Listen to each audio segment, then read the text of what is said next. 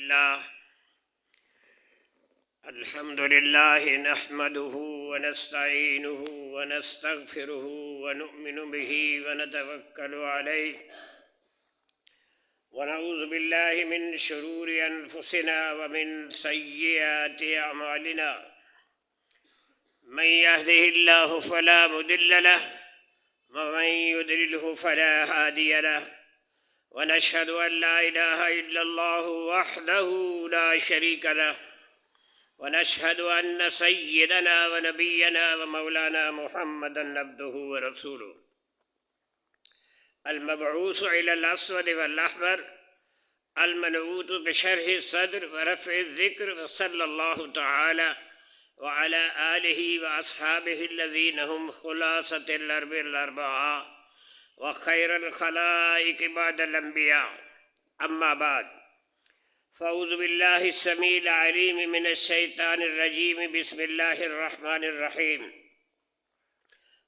والضحى قسم ہے دھوپ چڑھتے وقت کی واللیل اذا سجا اور قسم ہے رات کی جب چھا جائے ما ودعک ربک وما قلی نہ رخصت کر دیا آپ کو آپ کے رب نے اور نہ ہی وہ ناراض ہوا وَلَلْآخِرَةُ خَيْرٌ لَكَ مِنَ الْأُولَى اور آخرت بہتر ہے آپ کے لیے دنیا سے وَلَسَوْفَ يُعْطِيكَ رَبُّكَ فَتَرْضَىٰ اور آگے دے گا آپ کو آپ کا رب پھر آپ راضی ہو جائیں گے الم یجدک یتیما فآویٰ بھلا نہیں پایا آپ کو یتیم تو پھر جگہ دی ووجدک ضالا فہدیٰ اور پایا آپ کو بھٹکتا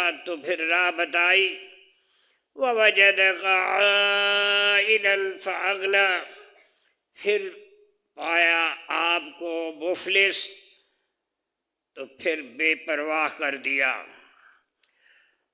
فَأَمَّا الْيَتِيمَ فَلَا تَقْهَرْ سو جو یتیم ہو تو اس کو مت دبا وَأَمَّا السَّائِلَ فَلَا تَنْهَرْ اور جو مانگتا ہوا اسے مت جھٹکیے وَأَمَّا بِنِعْمَةِ رَبِّكَ فَحَدِّثْ اور جو احسان ہے آپ کے رب کا اسے بیان فرما دیجئے صدق اللہ العظیم بزرگان محترم برادران عزیز اور حاضر طلبہ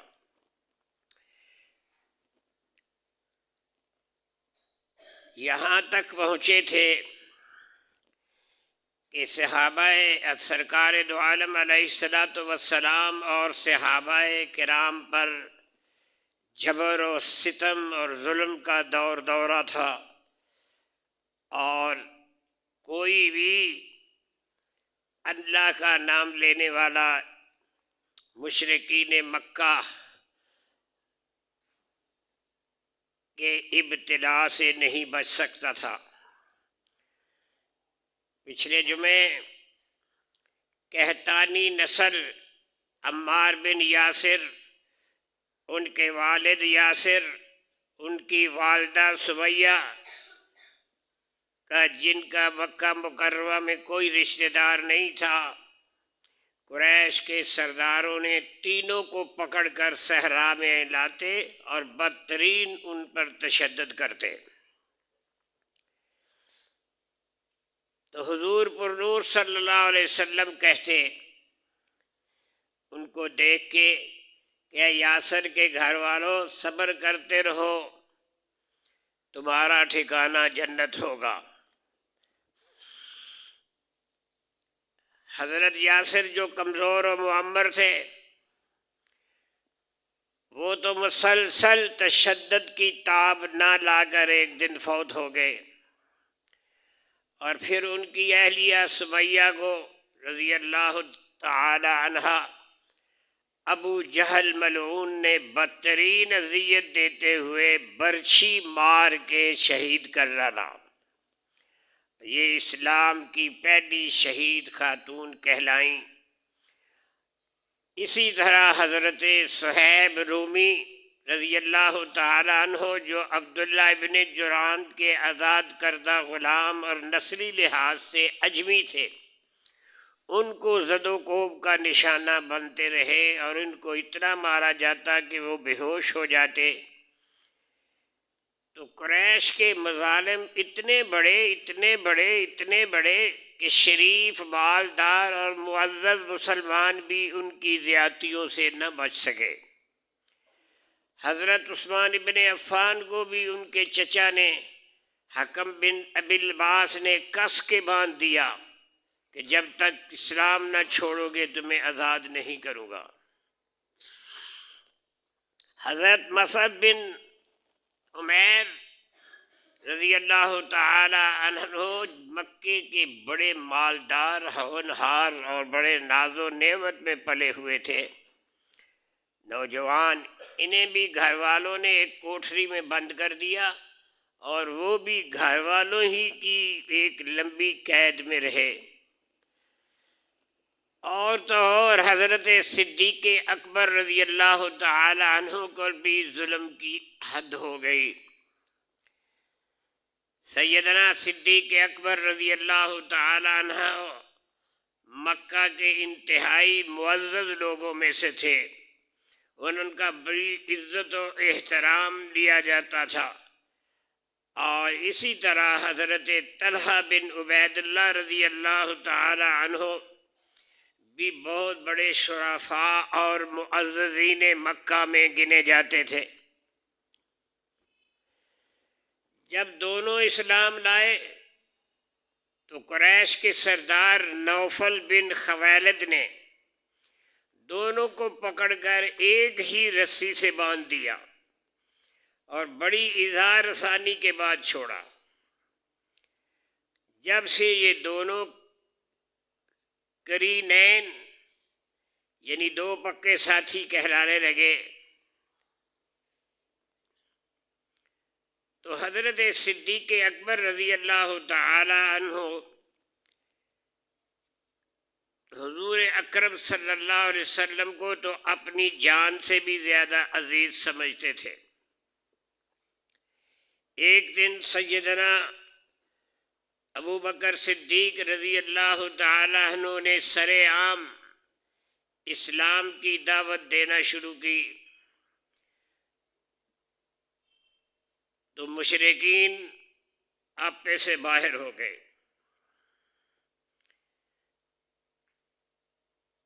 جھپٹ پڑے ان پہ، صدیق اکبر پہ، اور مار مار کے بے ہوش کر دیا۔ عتبہ بن ربیعہ بڑے موٹے اور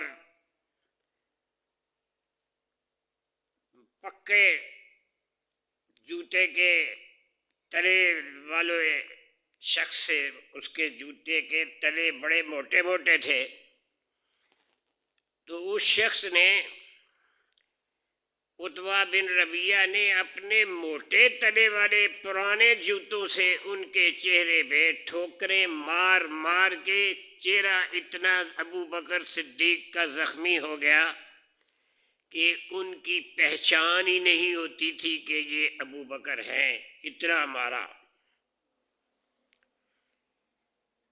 ان کے رشتہ دار نیم مردہ حالت میں آئے، صدیق اکبر کو اٹھا کر لے گئے۔ سب کو یقین تھا کہ وہ زندہ نہیں بچیں گے، اتنا مارا کہ کہتے تھے اس کے بچنے کی امید ہی نہیں ہے، پہچان مشکل ہو گئی تھی۔ تو اللہ تعالیٰ کے نزدیک زندگی باقی تھی۔ شام کے قریب صدیق اکبر کو ہوش آیا تو پہلا جملہ حضرت صدیق اکبر کا یہ تھا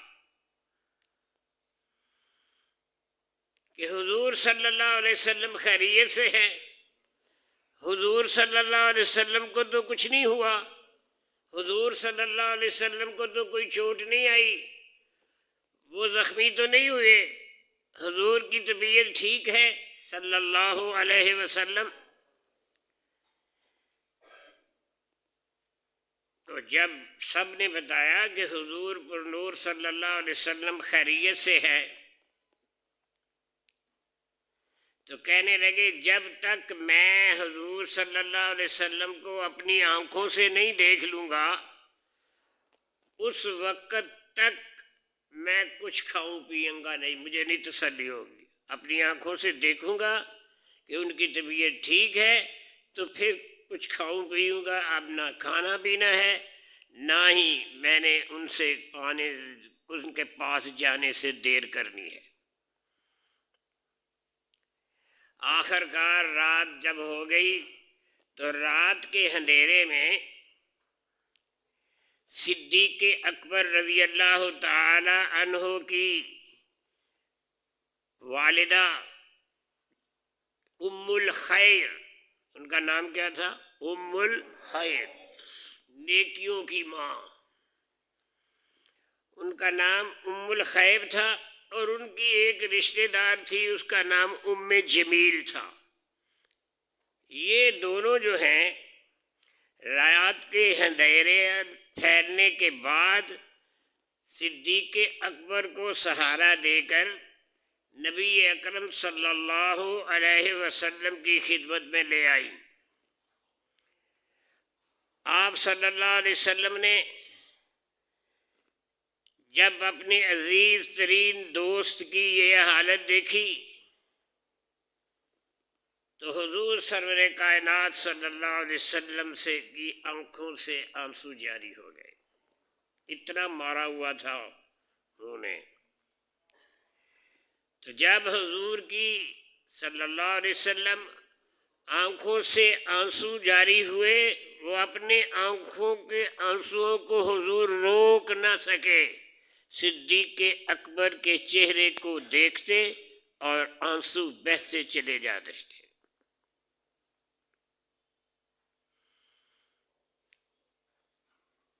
ابھی تک ان کی والدہ ام خیر اسلام نہیں لائی تھی۔ سیدنا ابوبکر صدیق کی درخواست پر کہ حضور میرا جی چاہتا ہے کہ میری ماں ام خیر کے لیے اللہ تعالیٰ سے دعا فرمائے کہ یہ مسلمان ہو جائے اور میں ایک مسلمان والدہ کا بیٹا بن جاؤں۔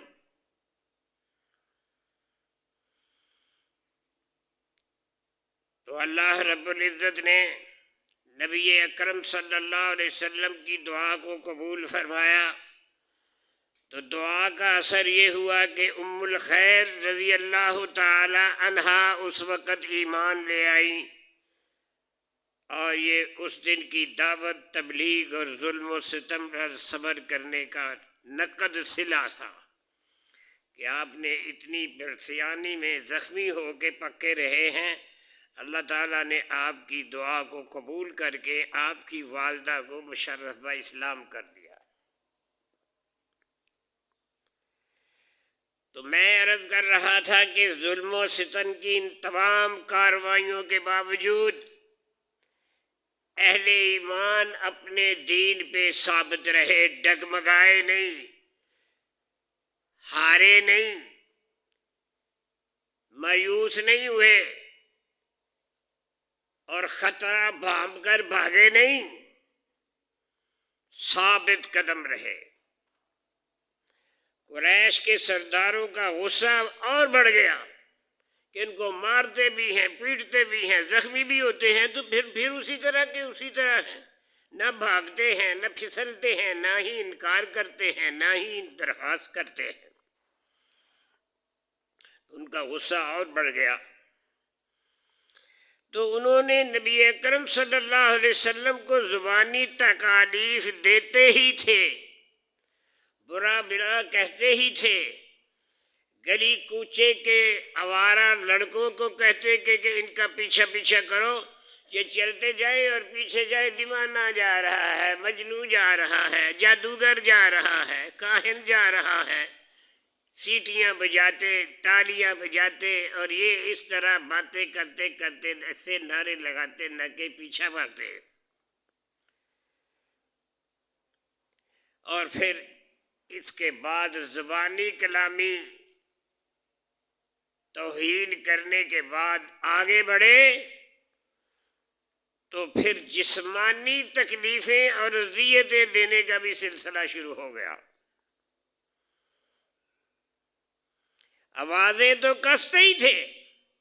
شہر کے اوباش بدماش نوجوانوں کے ذمے یہ کام لگا دیا کہ نبی اکرم کو جہاں کہیں دیکھیں آپ کو تنگ کریں، آپ پر آوازیں کسیں، اوئے اوئے کہیں، ادھر ادھر کریں اور کھل کے کہیں کہ یہ دیکھو ایک شاعر جا رہا ہے، وہ لوگوں دیکھو ایک جادوگر جا رہا ہے، وہ لے گئے ادھر دیکھو دیکھو دیکھو کون جا رہا ہے، دیکھو تو دیکھو کون جا رہا ہے. نعوذ باللہ نعوذ باللہ، ایک مجنوں جا رہا ہے، پاگل جا رہا ہے. تکلیفیں اب جسمانی بھی شروع ہو گئیں، زبانی تو تھی جسمانی بھی ہو گئی. چنانچہ پورے زور شور کے ساتھ انہوں نے یہ طریقہ اختیار کیا. آپ صلی اللہ علیہ وسلم ان حرکتوں سے بڑے دلگیر ہوئے، بڑے غمگین ہوئے. ایسا ہو جائے، سوچو تو صحیح نا، آپ بھی سوچیں کہ معاشرے کے اندر آپ کا باہر نکلنا مشکل ہو جائے، کسی راستے آنا جانا مشکل ہو جائے، گھر سے باہر نکلنا مشکل ہو جائے اور کوئی پیچھے چلے، گھراؤ کرے، آوازیں کسے، تو کس طرح اس بندے کی گزر اوقات ہوگی، کیسے وہ کچھ کرے گا؟ اتنا محاصرہ.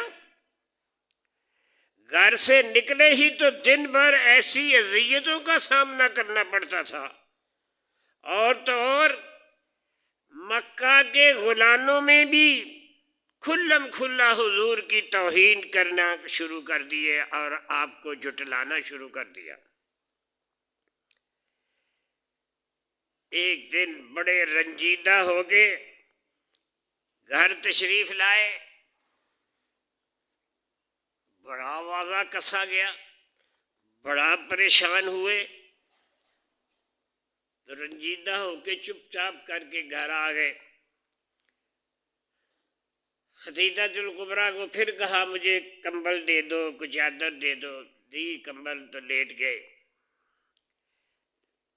اب یہی چادر لیٹی ہوئی تھی، غمزدہ تھے، بڑے پریشان تھے اس بات سے کہ لوگ آوازیں کستے ہیں، بڑی بری باتیں کرتے ہیں اور ہاتھ بھی اٹھاتے ہیں، ہاتھ بھی اٹھاتے ہیں، گالیاں کرنے سے بجائے کینکر بھی مارتے ہیں. تو اللہ تعالیٰ نے حضور اقدس صلی اللہ علیہ وسلم کا حوصلہ بڑھایا. یا ایھا المدثر قم فانذر ربک فکبر وثیابک فطہر والرجز فاہجر.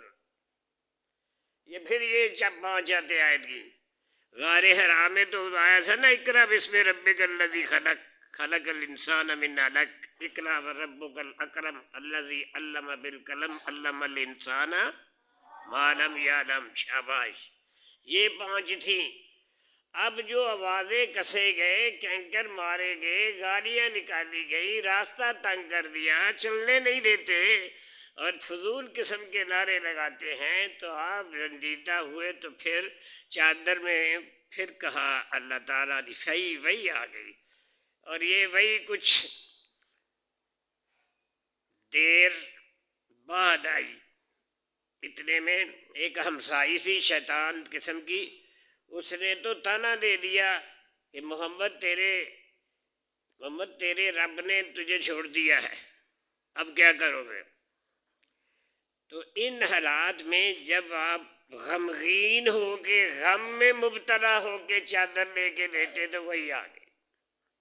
اور یہ بھی 5 ہی آیتیں تھیں. یا ایھا المدثر، اے چادر لپیٹنے والے، قم فانذر، آپ کھڑے ہو جائیں اور لوگوں کو ڈرائیں، ڈٹ کے ڈرائیں. ڈرنا نہیں ہے، ان کی گالیوں سے ڈرنا نہیں ہے. ان کے طعنوں سے ڈرنا نہیں ہے. یہ آوازیں کستے ہیں، یہ پکتے رہیں، ان کی بکواس پہ نہیں کرنا ہے. قم فانذر، آپ کھڑے ہو جائیں، قدم مضبوط کریں، قم فانذر، اور ان کو ڈرائیں. ان کو ڈرانے کے لیے کسی سے ڈرنے کی ضرورت نہیں، کسی سے جھجکنے کی ضرورت نہیں، اور کسی کے روب میں آنے کی ضرورت نہیں. قم فانذر وربک فکبر، اپنے رب کا نام بلند کیے جاؤ، اپنے رب کا نام لیے جاؤ. اپنے رب کو بڑا کہنے کے لیے اگر وہ بکواس کریں تو ان کا جواب اللہ اکبر کے ساتھ دو کہ اللہ سب سے بڑا ہے. ربک فکبر وثیابک فطہر. یہ جاہلیت کے زمانے میں مشرکین مکہ کی طہارت کا کوئی انتظام نہیں تھا. ہم پیشاب کرتے ہیں، استنجا کرتے ہیں، ہمیں تعلیم ہے نا استنجا کرو. نماز پڑھنی ہے نہیں پڑھنی، نماز کا وقت ہی نہیں ہے. اگر کسی کو فجر کے بعد 10-11 بجے یا 12 سے پہلے ظہر تو 1 بجے ہوگی تو پیشاب آئے گا، تو پھر اس نے پیشاب کر کے چھٹی کر دینی ہے کہ استنجا بھی کرنا ہے. استنجا بھی کرنا ہے. یہ اسلام کی پاکیزگی اور طہارت کا ایک نظام ہے. وثیابک فطہر، وہ تو پیشاب کر کے استنجا کرنے کے بجائے کپڑے بھی نہیں بدلتے تھے. ان کے تو کپڑوں میں بھی پیشاب کی چھینٹیں ہوتی تھی. یہ طریقہ ان کے ہاں موجود ہی نہیں تھا. وثیابک فطہر سے بتایا یہ بکتے رہیں، یہ آپ کو طعنے دیتے رہیں، یاد رکھو یہ آپ کا کچھ نہیں بگاڑ کر سکیں گے. وثیابک فطہر والرجز فاہجر، اور گندگی اور پلیتی سے آپ پوری پرہیز کریں. وثیابک فطہر والرجز فاہجر. یہ 5 آیتوں سے حضور کی تسلی ہو گئی. آپ جو تھے وہ تو جیسا غم، جب اللہ کی طرف سے آواز آئی، جبریل یہ 5 آیتیں لے کے سامنے آئے تو غم زدہ سرکار دو عالم کی خوشیوں کی لہر دوڑ گئی. خوش ہو گئے کہ میرا اللہ میرے ساتھ ہے، اللہ نے مجھے بلایا نہیں ہے، اللہ تعالیٰ نے مجھے چھوڑا نہیں ہے. اگر یہ بدبخت میرے پیچھے پڑ گئے ہیں تو میرے پاس تو بڑی قوت اور بڑی طاقت والا رب میرے ساتھ ہے، اب مجھے کسی کی کیا پرواہ ہے. تو اکثر حضور صلی اللہ علیہ وسلم کو اہل مکہ کے طعن و تشنیع کا جواب خاموش رہتے تھے. آپ نے کبھی کسی کو جواب نہیں دیا. اس نے کہا تم مجنون ہو، تم جادوگر ہو، کاہن ہو، تو جواب میں کوئی کہتا ہے تو یہ ہو، یہاں لڑائی ہو جھگڑا ہو تو کوئی کسی کو کہے تو وہ اس کا جواب دیتے ہیں. لیکن آپ نے تو جواب دینا، آپ کی تو تاریخ ہی بھی نہیں ہے کہ کسی کو جواب دیا ہو. یہ جواب دینے کا ٹھیکہ اللہ میاں نے لیا تھا. بدتمیزی یہ کریں اور اس کا جواب اللہ رب العزت دے.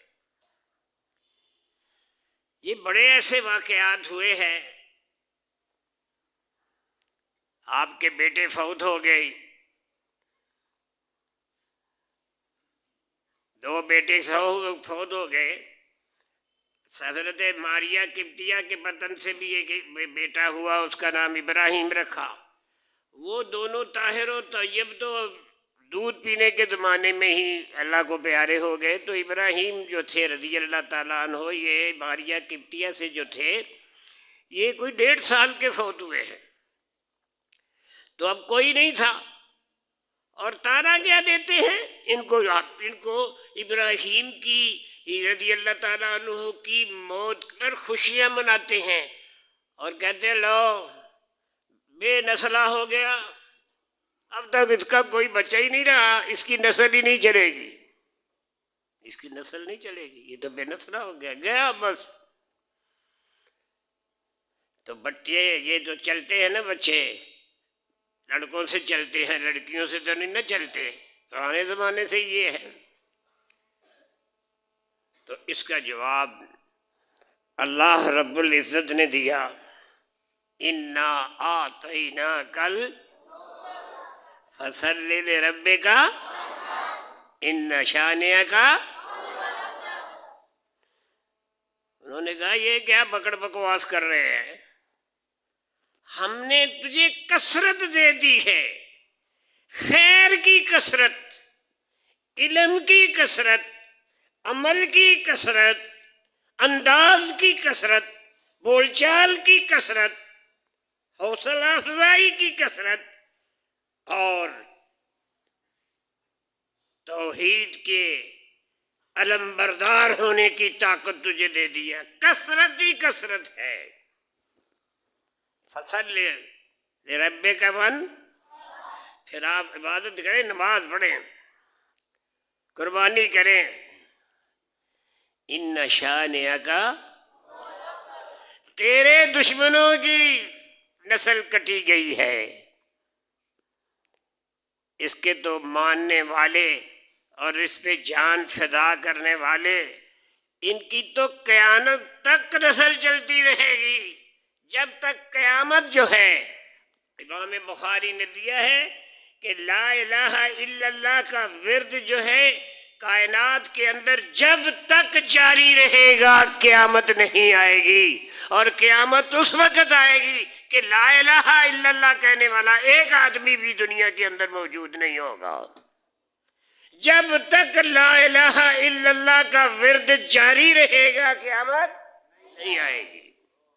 جب ایک بندہ بھی لا الہ الا اللہ کہنا نہیں بند ہو جائے گا تو بس قیامت آئے گی. یہ اس دنیا کی زندگی کی روح ہے لا الہ الا اللہ. تو جب یہ بند ہو جائے گا، جس طرح روح قبض ہوتی ہے تو بندہ مر جاتا ہے، اس طرح جب لا الہ الا اللہ کا ورد جو ہے یہ ارض پر، زمین کے سطح پر جب کوئی کہنے والا نہیں ہوگا تو پھر اس کائنات کو برباد کر کے ختم کر دیا جائے گا.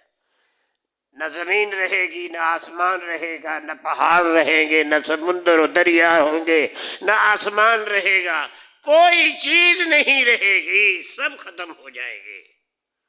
تو یہ تو نظام اس کا تو چلتا ہی رہے گا نا. کتنے ابو جہل کو جانتے ہیں، اس کا اصلی نام بھی نہیں جانتے. کتنا فرعون کے دن منائے گئے ہیں، نمرود کے دن منائے جاتے ہیں، اور کتنے کی سالگرہ ہوتی ہے، کتنے کو یوم الوفات ہوتا ہے.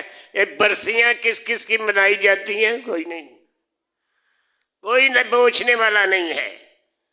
لیکن قیامت تک ورفعنا لک ذکرک، آپ کی یاد کو تو ہم آسمانوں کی بلندیوں سے اوپر کرتے کرتے سدرۃ المنتہا کے بھی اوپر جاتے جاتے اللہ کے عرش کے نیچے تک پہنچا دیا. اس کا کوئی کیا مقابلہ کر سکتا. تو اس لحاظ سے آپ کو تسلی ہوئی کہ اللہ رب العزت نے میری طرف سے جواب دیا ہے کہ میں اب تر نہیں، بے نسلہ اور بے کٹا نہیں ہوں. اس کا جواب دیا. تو یہ تو میں نے شاید پچھلے سے پچھلے خطبے کے اندر کہا تھا کہ جب صفا میں آپ نے سب کو اکٹھا کیا اور کوہ صفا کے ساتھ ہی حضرت ارقم کا گھر تھا، دار ارقم. یہ آپ کو کتنے اسکول بنے ہوئے ہیں نا، دار ارقم. تو یہ صفا پہاڑی تھی تو اس کے ساتھ ایک گھر تھا. وہ کس کا گھر تھا؟ حضرت ارقم، اکرم نہیں، ارقم رضی اللہ تعالیٰ عنہ کا گھر تھا. اور یہ گھر جب دعوت خفیہ تھی اور اس کے بعد دعوت اعلانیہ ہوئی تو یہ مرکز تھا، تبلیغ کا مرکز. جاتے ہو نا مرکز شب جمعہ میں، تو حضور کے زمانے میں صلی اللہ علیہ وسلم دار ارکن تبلیغ و تذکیر کا مرکز تھا. وہاں سارے صفا کے پاس ان کا گھر تھا، پہاڑی کے دامن میں، سب وہاں اکٹھے ہوتے تھے.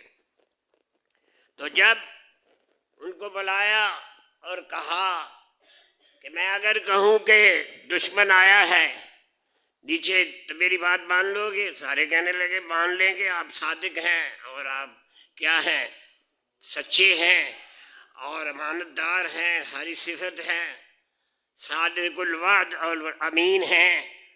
تو آپ نے کہا کہ میں بس یہ کہنے کے لیے آیا ہوں، یا ایھا الناس قولوا لا الہ الا اللہ تفلحوا، اور لا الہ الا اللہ کہو تو کامیاب ہو جاؤ گے. بس کوئی نہ بولا، چپ رہے. یہ ابو لہب اٹھا اور کھڑا ہو کے کہنے لگا ہم کو تو نے اس لیے بلایا ہے؟ تو جس طرح کوئی تبا لکا، اللہ تیرا بیڑا غرق کرے، اللہ تینوں مارے، تبا لکا، یہ اس نے کہا تھا، بد دعا دی سرکار دو عالم علیہ الصلوۃ والسلام کو. تو آپ نے اپنے اس حقیقی چچا کو جس نے اتنی بدتمیزی کی ہے کوئی جواب نہیں دیا. دیا جواب؟ نہیں. تو اس کا بھی جواب اللہ میاں نے دیا. ادھر لے آیا نا انا اعطیناک کل کوثر، یہ بھی جواب کس نے دیا؟ حضور نے نہیں. آوازہ کسنے والوں کو آپ نے کچھ نہیں کہا. اسے کیا کہا؟ تبت یدا ابی لہب وتب ما اغنی عنہ مالہ وما سیصلی نارا وامرأتہ فی جیدہا حبل من مسد. یہ جواب کس نے دیا؟ اللہ تعالیٰ نے جواب دیا.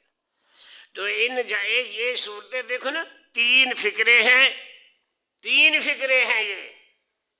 ابھی کیا ہے؟ تین ہے نا. سب سے چھوٹی صورت اور سب سے وزنی صورت، انا اعطیناک الکوثر فصل لربک وانحر ان شانئک ھو الابتر. میلہ لگتا تھا، سوکے عکاظ کہتے تھے، میلہ لگتا تھا سالانہ میلہ. اس میلے کے اندر سارے اپنے اپنے فنکار شاعر اپنے اپنے شعر لکھ کے بھر چلتے تھے.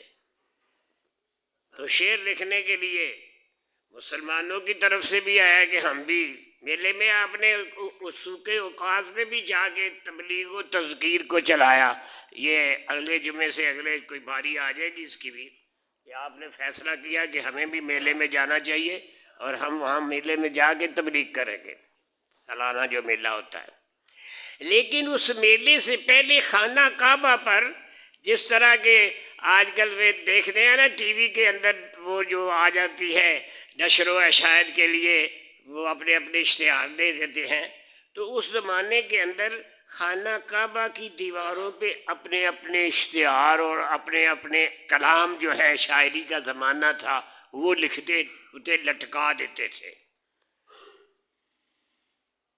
اور ایک ہم پڑھائی کے زمانے میں پڑھتے تھے سبا معلقہ، وہ 7 چوٹی کے طالب علموں کے قصیدے اور کلام تھے جن کو مانا ہوا تھا، اور وہ بھی خانہ کعبے کی دیواروں سے لٹکایا ہوا تھا. جی دیکھ لو ہمارا اتنا کام ہے اور ہمارا یہ کلام ہے کوئی ہمارے کلام کا مقابلہ کرنے والا؟ وہ ایک شاعر تھا امرؤ القیس، وہ بڑا شاعر تھا، سارے اس کے شاگردی تھے جاہلیت میں. وہ شاعروں کا بادشاہ تھا. تو مسلمانوں کی طرف سے حضور کی اجازت سے کہ ہم بھی تو کوئی اپنا نشان ظاہر کرے نا، تو انہوں نے لگایا انا اعطیناک الکوثر. یہ ایک ہو گیا، اور آگے کیا ہے؟ فصل لربک وانحر. یہ ادھر ہو گئے، انا اعطیناک الکوثر فصل لربک وانحر. اور دھیرے نیچے کیا ہوا؟ ان شانئک ھو الابتر. آگے کیا ہے؟ آگے خانہ خالی ہے. بتایا آؤ اگر اس کلام کے ساتھ کوئی اپنا کلام ڈال سکتا ہے تو میدان میں آئے. یہ میلہ لگا ہے، امرؤ القیس جیسا بھی کلام کرنے والا موجود ہے اس کے اندر. آؤ انا اعطیناک الکوثر فصل لربک وانحر ان شانئک ھو الابتر. یہ چوتھا فقرہ ہے، کسی کی طاقت تو لکھ کے دے. بڑے بڑے شاعر آئے، پڑھے تو دکھے وہ خالی ہے. ہو رہا ہے شاعر آئے، حتیٰ کہ امرؤ القیس آیا، وہ کہڑا ایسا کلام ہے جدا کوئی دعوی نہیں کر سکتا، آیا کھڑا ہو گیا، پڑھا اس نے انا اعطیناک الکوثر فصلی لربک وانحر ان شانئک هو الابتر۔ اب آپ سوچتا ہے اتنا زبردست کلام ہے، میں اس کا چوتھا فقرہ کیا لکھوں؟ میرے اندر تو طاقت ہی نہیں ہے۔ سب دیکھ رہے ہیں کہ بادشاہ شاعروں کا بادشاہ آ گیا ہے، آج ایک نہ ایک ہو کے رہے گی، لکھ دے گا یہ۔ جاہلیت کے بڑے بڑے اونچے کلاس کے شاعر جو ہیں وہ تماشا دیکھنے آئے ہیں، آؤ بادشاہوں لاؤ، انہیں تھکی کر رہے ہیں، بہت دیکھ رہے تھے کیا بنتا۔ اس نے قلم لی،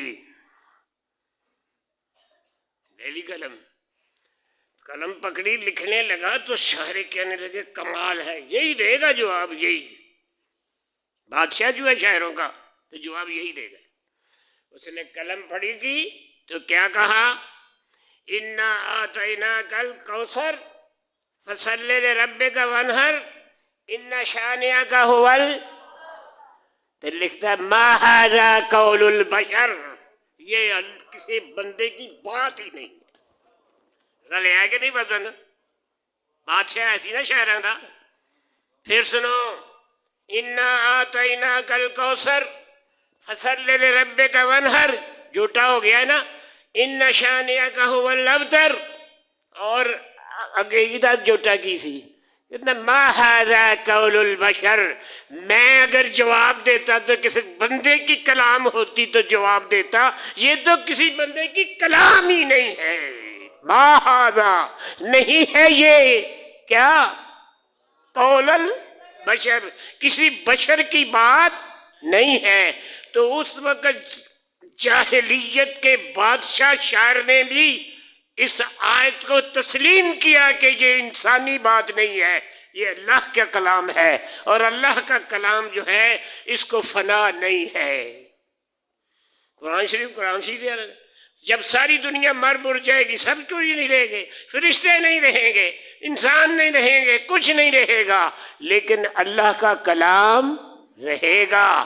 جس طرح اللہ کو فنا نہیں، اسی طرح اللہ کے کلام کو بھی فنا نہیں ہے۔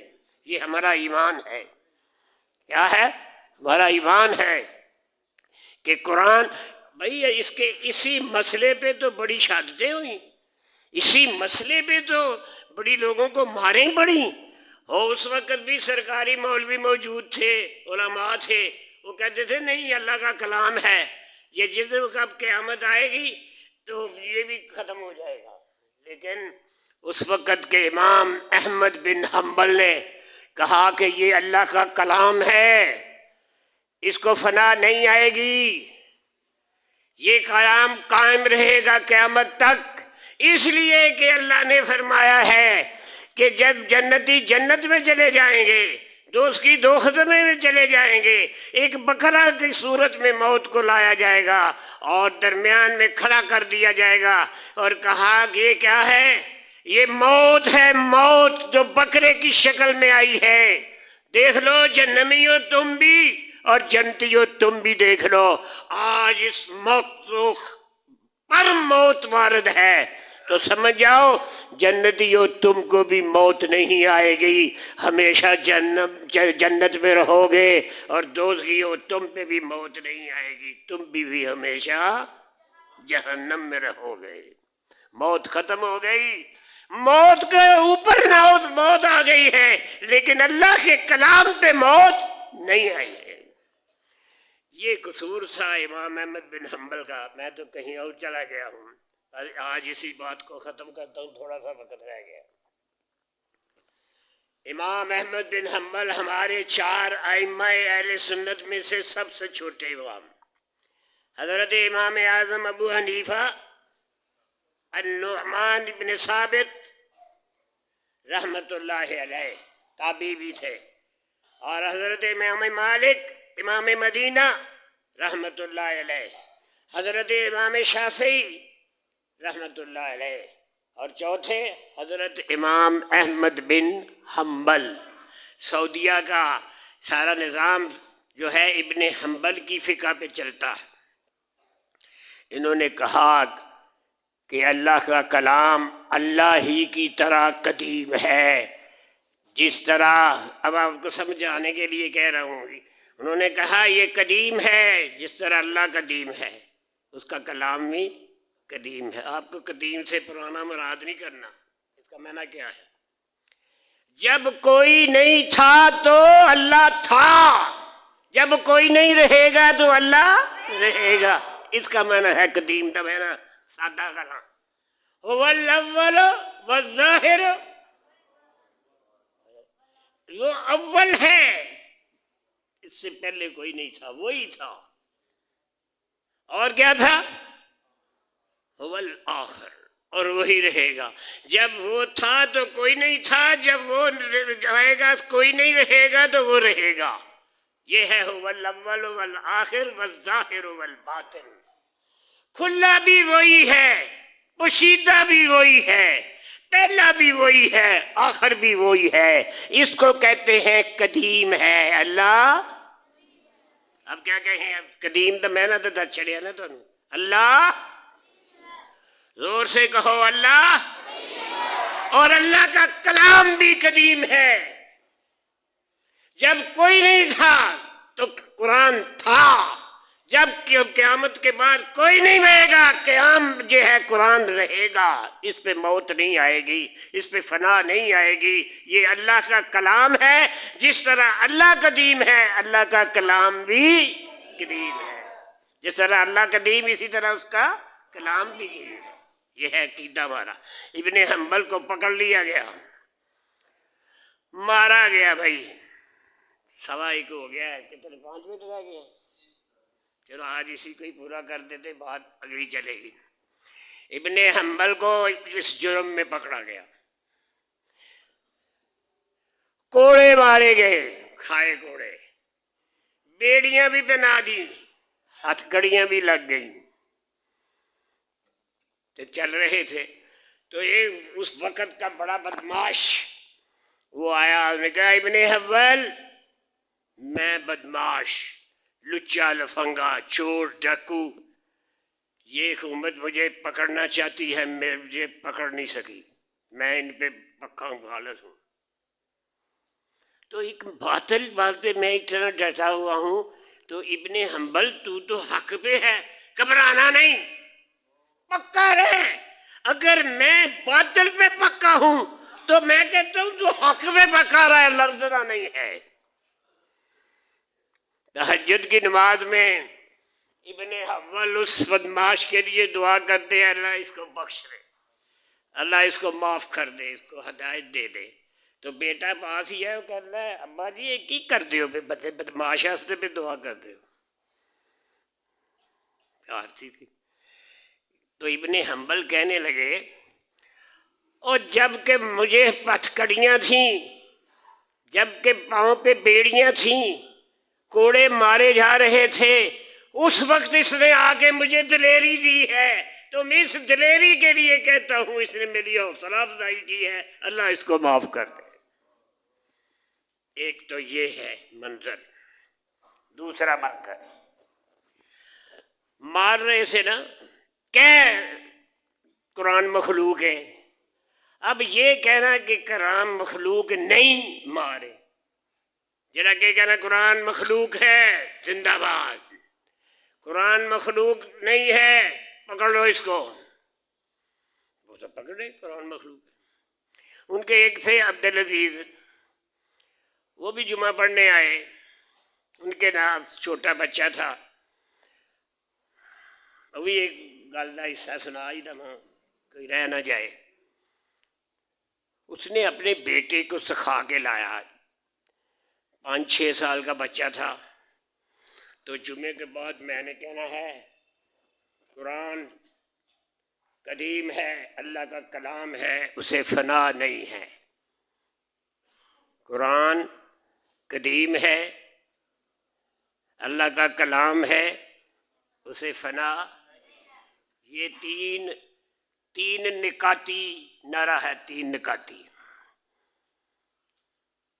تو میں نے پوچھنا ہے قرآن کیا ہے، تو نے یہ بات کہنی ہے. بچے نو سکھا کے لیا.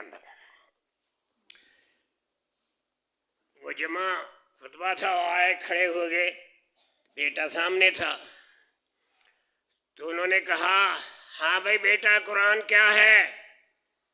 اس نے قرآن قدیم ہے، اللہ کا کلام ہے، اسے فنا نہیں ہے. تاریخ کہتی ہے سارے آدمی جمعے پڑھنے والے بھاگ کے اور جوتے بھی نہیں پہن کے گئے، جتیاں اتنے ہی رہی ہیں سارے ہی نس گئے. یہ بھی تو گل سنا نا، سارے ہی نس گئے. یہ دودھ پینے والے مجنو نے نا، خون دینے والے نہیں. وہ بھی لطیفہ سنانا حضرت کاندلوی سنا ہوں سن، وہ بھی پہلو سنا لاں پھر آخری گل کرنا. لیلا دے گھر ایک بندہ گیا، پوڑیاں تے چڑھیا نا، انہیں ٹھک ٹھک ٹھیکدا. تو انہیں نے پوچھا اپنی خادم نو، انہوں پوچھ گیا کون ہے تو کتنے آئی ہیں؟ وہ گئے تو انہوں نے کہا کہ میں مجنو آیا. انہیں کہا مجنو آیا. انہیں اپنے خادم کے گھر سے ایک دودھ کا گلاس بھیج دیا، وہ پیتا، انہیں تو ٹر گیا. دوسرے دن پھر آیا، انہوں نے کہا جی مجنو آیا ہے، جاؤ ان دودھ کا گلاس دے آیا، پی کے ٹر گیا. تیسرے دن پھر آیا، دودھ کا گلاس دیتا، پی کے ٹر گیا. چوتھے دن آیا، انہیں کہا کون آیا ہے؟ وہ کہتے وہی مجنو ہی آیا ہے. انہیں ایک چاقو دیتا، چھری دیتی تے نال ایک کپ چاہ والا دیتا خالی، تے کیا انہوں کہا 3 دن دودھ پیتا ہی نہ تے ہن لیلا کہندی ہے کچھ تھوڑا جہا خون بھی دے دے. نال چھری آ گئی یا چاقو آ گیا تے نال ہو گیا. انہیں کہا کی ہے جی؟ اج دودھ دے نہیں، اج دے باری ہے کہ کوئی خون دے دے. کہندا لیلا نو جا کے کہہ دے میں دودھ پین والا مجنو ہاں، میں خون دین والا مجنو نہیں. میں کیا دودھ پین والا مجنو ہاں، میں خون دین والا مجنو نہیں. تو یہ انہیں کہا کی یہ پترا؟ انہیں کہا جی قرآن قدیم ہے، اللہ کا کلام ہے، اس کو فنا نہیں ہے. سارے ہی نس گئے. تاریخ کہتی ہے جتیاں بھی نہیں پائیاں انہوں نے، پھڑکت آ گئی، گرفتاری ہو جی، پھڑکت آ گئی، نس گئے. یہ بھی ایک گل یاد رکھو. تو اسی محاورہ کہنے ہیں تو کہانی ہے نا، کوئی قرآن حدیث کی گل تو نہیں صحیح لیلا مجنو دی، وہ ایک سمجھانے کے لیے بات ہے. تو اب ہمارے ہاں بھی اور خون دینے والے مجنو نہیں رہے، دودھ پینے والے مجنوؤں کی جاتی ہو گئی ہے. ہم نے کوئی سیاست کی بات نہیں چھیڑ لی. یہ جو جیل برو والی بات ہے اس پہ میں نے کچھ نہیں کہنا، بس سمجھ جاؤ. خون دینے والے مجنو نہیں آتے، دودھ پینے والے مجنو سے بڑے جو کثرت نال میں بہت زیادہ، بہت زیادہ. لیکن امام احمد بن حنبل کی طرف آگے اس کو میں ختم کرنے لگا ہوں. امام احمد بن حنبل کو جب مار پڑ رہی تھی تو اس نے کہا یہ بات نہیں آتا، لے آؤ. مامون الرشید تھا، امین الرشید، مامون الرشید بڑا تھا تو یہ چھوٹا تھا، اس کا دور تھا. اس نے کہا لاؤ اس کو، یہ بات نہیں آتا. ابن حنبل نے رکھ کے چپیڑ ماری انہیں ٹھاک کر کے امام احمد بن حنبل پہ. تو امام احمد بن حنبل خاموش ہیں. وہ تو کچھ وہ بھی جواب سنت یہی ہے کہ اس طرح کے لوگوں سے کام ہو تو پھر ان کا جواب نہیں دیا کرتے. ابھی میں نے بات کیا ہے نا، تو ہو گئے. اب ابن حنبل کے آنکھوں سے آنسو جاری ہونے شروع ہوئے. لوگوں نے کہا اتنی مار، 100 کوڑے پڑ گئے، زخمی کر دیا، بیڑیاں پہنی ہوئی ہیں، ہاتھ میں ہتھکڑیاں ہیں، تو بولے ہی نہیں. ادھر مار پئی ہے، ادھر لا حول ولا قوت الا باللہ، ادھر سٹ آئی ہے الحمدللہ، ادھر آئی ہے انا للہ و انا الیہ راجعون، ادھر آیا تھے اللہ اکبر کبیرہ. یہ الفاظ نکلتے ہیں. تو اب یہ رخسار پہ چھڑاپا پڑا ہے تو پھر کچھ بھی نہیں ہے، آنسو آ گئے. تو کہنے لگے بات یہ ہے یہ وہ میرا رخسار ہے جو میری ماں چوما کرتی تھی. اللہ اکبر. یہ وہ رخسار ہے جس کو میری ماں چومتی تھی. آج میری ماں کی چومنے کی جگہ سے تماچا آیا ہے. یہ میری برداشت کے بارے ہے. یہ میری برداشت کے باہر ہے. انا للہ و انا الیہ وآخر دعوانا الحمدللہ.